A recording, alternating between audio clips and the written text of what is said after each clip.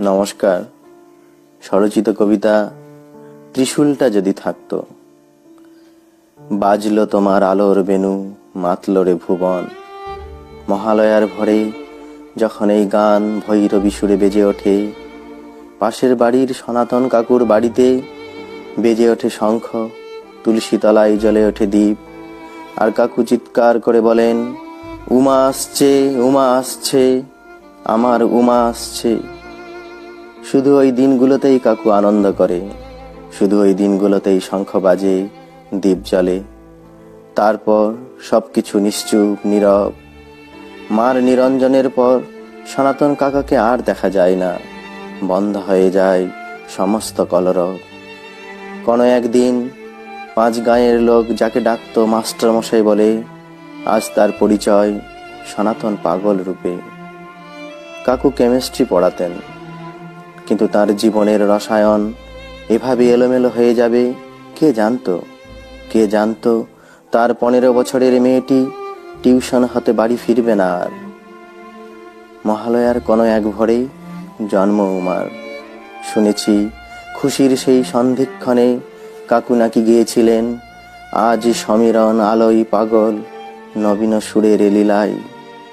পরম স্নেহে কাকু নাম রাখেন উমা। উমা সত্যিই যেন দেবীর প্রতিমূর্তি। কিন্তু রাতের অন্ধকারে উদগ্র কামনায় উন্মত্ত, নেকড়ের চেয়েও ভয়ঙ্কর যাদের প্রবৃত্তি, সেই মহিষাসুরের দল উমার লজ্জা লুণ্ঠন করে, তার ছিন্ন ভিন্ন দেহ ফেলে দেয় নিবিড় জঙ্গলে।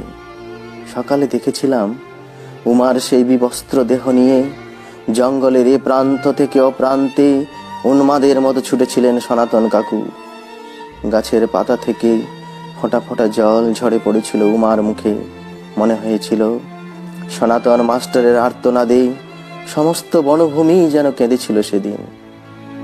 মেয়েকে বুকে জড়িয়ে কাকু বিড়বিড় করে বলেছিলেন, তোমায় হারা জীবন মম, তোমারই আলোয় নিরুপম। তারপর সেই শোকে উদ্ভ্রান্ত উন্মাদ সনাতন মাস্টার। কিন্তু মহালয়ার ভরে অরুণ বীণায় যখন সুর বেজে ওঠে, কাকু তখন শঙ্খ বাজান, তুলসী তলায় দীপ জ্বালেন আজও, আর বলতে থাকেন, উমা আসছে, উমা আসছে, আমার উমা আসছে। মা দুর্গার বিসর্জনে ঘাটে জড়ো হয়েছি সবাই। হঠাৎ দেখি মায়ের ত্রিশূল নিয়ে কে যেন ছুটে পালায়। আমরাও ছুটে যাই হৈ হৈ করে। কাছে গিয়ে দেখি ত্রিশূল হাতে